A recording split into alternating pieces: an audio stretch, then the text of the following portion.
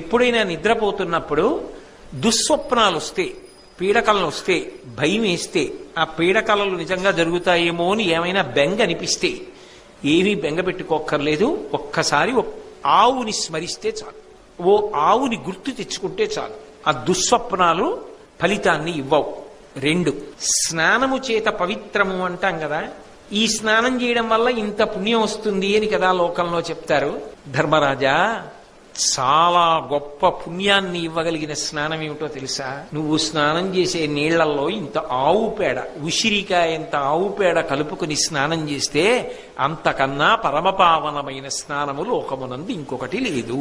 జనముల దుస్వప్నంబులగని గోకీర్తనము చేయగా తద్దురితంబును బరయరు, గోమయయుత వినుతాంబు స్నానము అతి పవిత్రంభనగా. అంతకన్నా పవిత్రమైన స్నానం ఉండదు. అంత గొప్పది సుమా.